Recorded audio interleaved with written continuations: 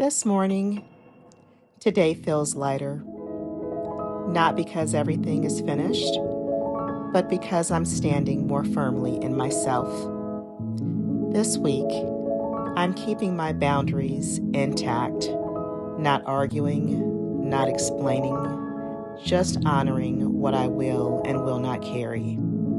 I'm noticing how peace follows when I don't engage with what pulls me backward, and how clarity shows up when I choose myself first.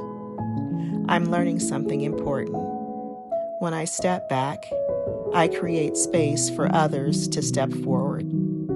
I'm receiving quiet signs, the kind I don't need to explain, that my future is opening in new ways, and I'm allowing myself to believe that. Today, I'm choosing peace over chaos, forward motion over old patterns, hope over hesitation.